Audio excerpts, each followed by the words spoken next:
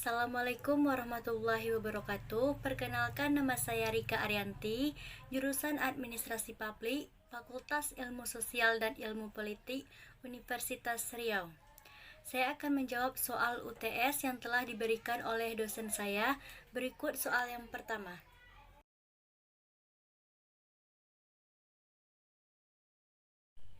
Oke, baiklah.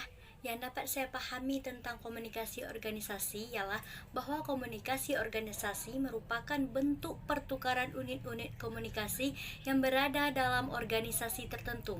Komunikasi organisasi melibatkan manusia sebagai subjek yang terlibat dalam proses menerima, menafsirkan, bertindak atas informasi. Oke, berikut soal yang kedua. Baik, komunikasi sebagai seni bergaul.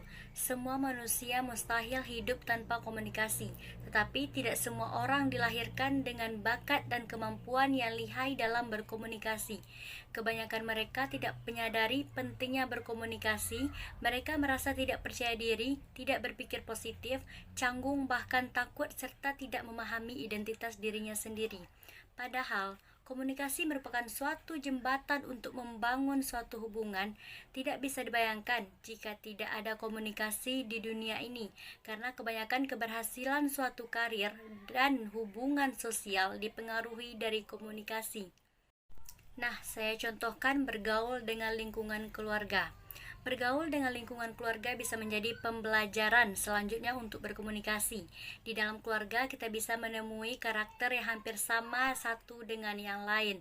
Persamaan karakter bisa membuat kita lebih mudah untuk bergaul tanpa perlu merasa takut, bahkan tidak yakin akan apa yang disampaikan.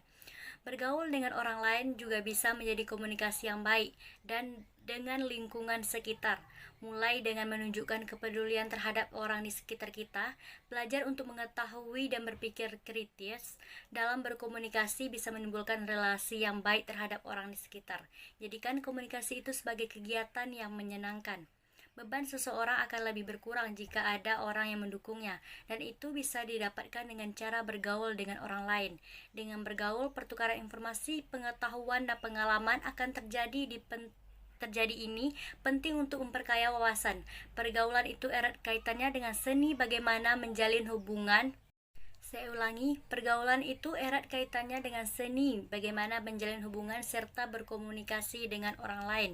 Semakin sering kita berinteraksi dengan orang lain dan semakin sering kita berupaya memahami orang lain, berarti semakin kita mendekati dan memahami terhadap diri sendiri. Oke, baiklah, kita masuki soal yang ketiga. Seperti yang kita ketahui bahwa komunikasi adalah salah satu elemen penting dalam kehidupan manusia sebagai makhluk sosial. Komunikasi terjadi karena adanya suatu pesan yang ingin disampaikan seseorang kepada pihak lain. Nah, adapun prinsip-prinsip di dalam komunikasi yaitu antara lain, pertama, komunikasi adalah proses simbolik. Kedua, setiap perilaku mempunyai potensi komunikasi. Kemudian komunikasi punya dimensi, isi, dan hubungan. Komunikasi itu berlangsung dalam berbagai tingkat kesengajaan. Komunikasi terjadi dalam konteks ruang dan waktu. Kemudian komunikasi melibatkan prediksi peserta komunikasi. Yang ketujuh, komunikasi itu bersifat sistemik. Kemudian semakin mirip latar belakang sosial budaya, maka semakin efektif komunikasi tersebut. Kemudian komunikasi bersifat non-sekuensial. Kemudian komunikasi bersifat prosesual, dinamis, dan transaksional. Komunikasi bersifat irreversible. Komunikasi bukan panacea untuk menyelesaikan berbagai masalah.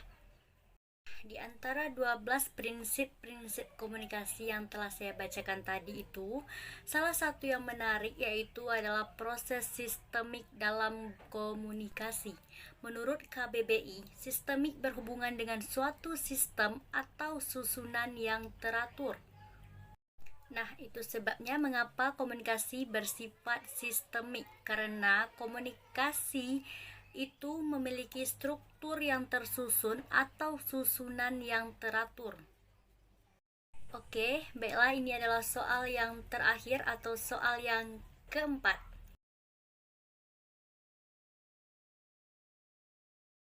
Baik, praktek komunikasi yang bisa kita lihat dalam pemerintah Indonesia menanggulangi COVID-19. Komunikasi pemerintahan memegang peran penting dalam penanganan pandemi COVID-19. Pengertian komunikasi pemerintahan pada dasarnya adalah segala sesuatu tentang pengaturan dan praktik komunikasi yang berlangsung di ruang lingkup pemerintah, khususnya eksekutif. Baik, komunikasi yang dilakukan pemerintah Indonesia dalam menanggulangi COVID-19 menurut saya itu sudah berjalan dengan baik dan juga sudah dilakukan.